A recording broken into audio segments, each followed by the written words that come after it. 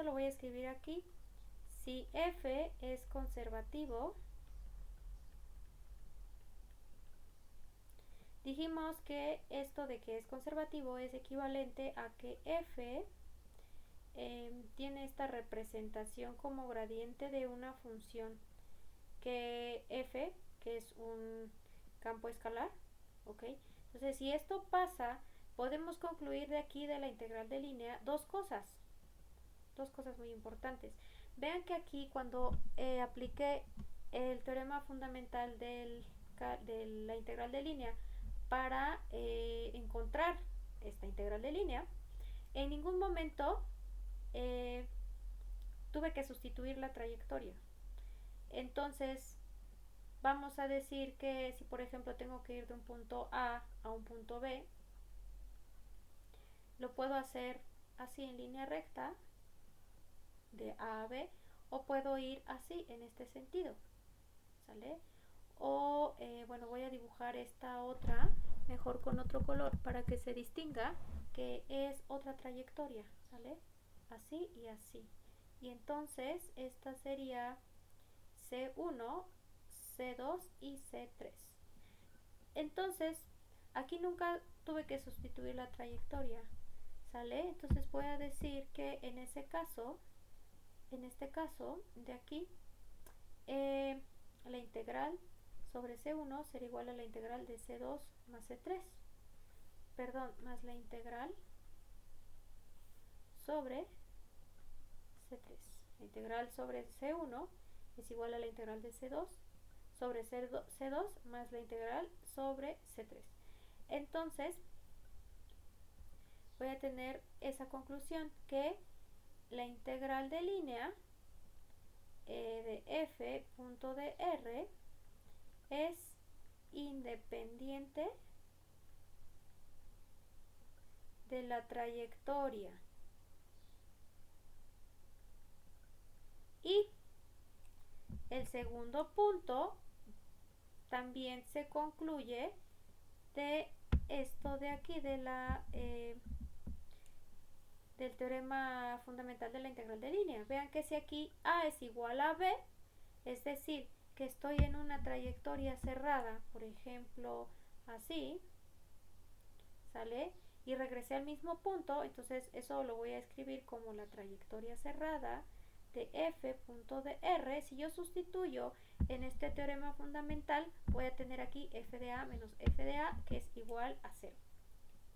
Esas dos conclusiones importantes. Entonces, ¿para qué me sirve verificar que sea conservativo? Porque tengo estas dos propiedades importantes. Entonces, puede ser que si me dan una trayectoria muy compleja y eso dificulta el cálculo de la integral de línea, pues entonces yo puedo elegir una trayectoria de esta manera, más uniforme, y entonces en esa trayectoria sea más fácil. ¿Qué necesito saber? Pues que el campo es conservativo. ¿Cómo lo voy a saber? Verificando esta condición. Entonces, lo voy a escribir, lo voy a encerrar así, ¿sale? Y de manera resumida lo voy a poner aquí, o de manera más compacta. Lo que voy a tener es esto, que para que sea conservativo, si f es conservativo, entonces voy a tener que parcial de m con respecto a y va a ser igual a parcial de n con respecto a x. Entonces me dan las componentes m y n del campo vectorial, entonces yo voy a calcular sus derivadas parciales y son iguales, digo, pues es conservativo. Ok, esa es la condición en dos dimensiones, ¿sale? Esto es en R2. Ahora, para una función f que depende de x, de y y de z, y que sea igual a alguna función, la que sea, pero que va a R, o sea, un campo escalar que va a R, ¿sale?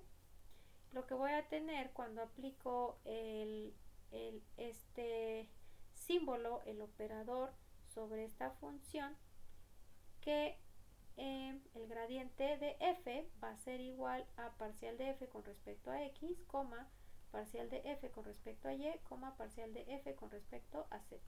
Entonces, aprovechando esto, voy a decir o voy a denotar a este símbolo de la siguiente manera, como parcial con respecto a x, derivada parcial con respecto a y, coma, derivada parcial con respecto a z. Entonces, es como si visualizaran que Nabla es como una cajita que recibe a una función y del otro lado me da el gradiente de la función, que es un vector, ¿sale? Y este también es un vector. Y pues si entra otra función g, pues va a ser el gradiente de g, y lo que tienen que hacer es escribir aquí g, g, g, g, g. Entonces, aquí escribiría g y lo que estaría de este lado sería gradiente de g. ¿Sale? Pero bueno, esto es para entender un poquito lo que, cómo operaría Nabla sobre otro campo escalar y por qué lo puedo definir de esta manera. Entonces ahora vamos a ver que si yo aplico el producto punto de este vector que acabo de definir acá con un vector f que corresponda a un campo vectorial, entonces lo que voy a tener es que se van en producto punto, bueno, antes voy a escribir a f en sus componentes, ahora como es en 3 dimensiones voy a llamarle PQR, ustedes pueden llamarle como ustedes gusten, pero para mí es más fácil así. Entonces, si yo aplico el producto punto o calculo el producto punto de estos dos vectores, lo que voy a tener que hacer es multiplicar componente a componente. Aquí me pasé tantito, voy a poner otro color porque como que no está muy bonito. Entonces este con este y este con este, los voy a multiplicar y los voy a sumar todos esos productos. Entonces voy a tener parcial de p con respecto a x más parcial de q con respecto a y más parcial de r con respecto a z. Y entonces esto de aquí se llama divergencia de f y es un ejemplo para que ustedes vean cómo cómo opera o cómo puedo hacer cálculos con Nabla, ¿sale? Divergencia de f.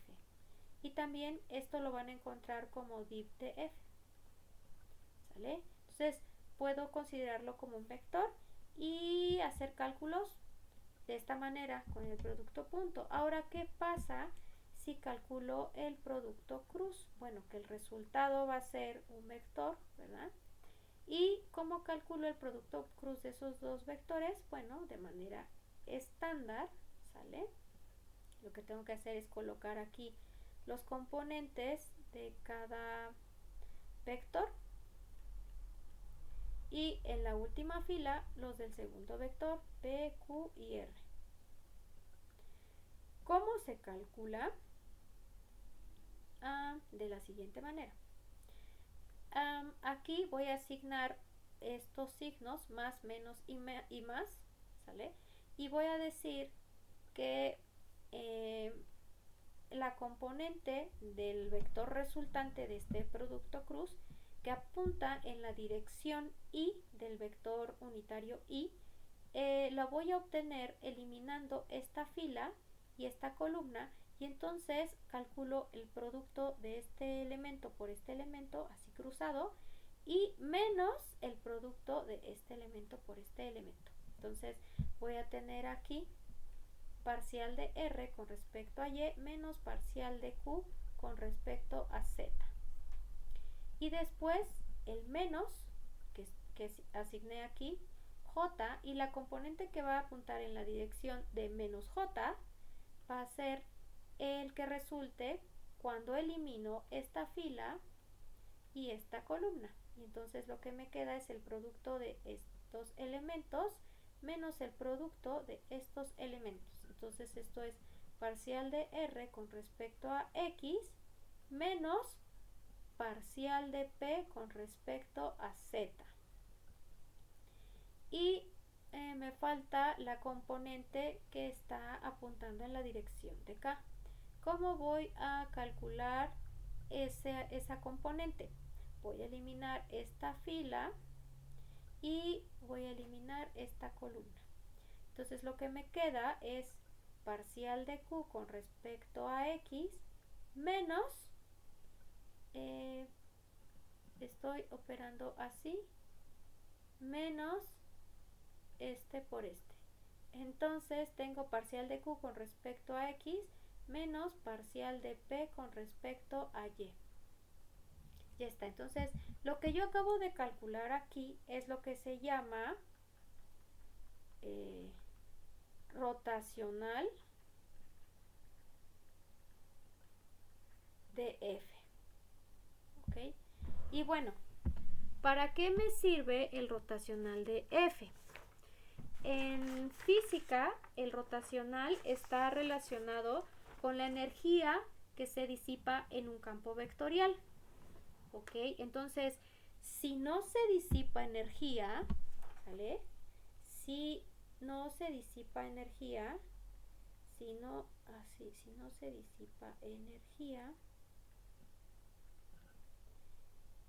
lo que debe de pasar es que el rotacional de F sea igual a 0, ¿vale? Porque el rotacional me da un vector que como vector tiene magnitud y tiene dirección. Entonces el rotacional me va a decir qué tanto se disipa y en qué dirección. Si no hay disipación, pues el rotacional tiene que ser igual a 0. Y bueno, ¿cómo denominamos a esos campos para los que no hay disipación? Conservativos, ¿no? Entonces, si F es conservativo, no hay disipación,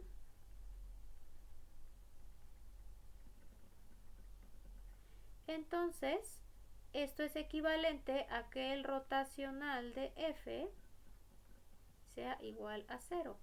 Aquí recordemos que, bueno, rotacional de F también es, aquí me fui sobre un paréntesis, ¿verdad? Entonces es rotacional de F es igual a esto que acabo de calcular, ¿sale? Es una manera en la que ustedes también van a encontrar que se denota esa cantidad que acabo de calcular. Entonces,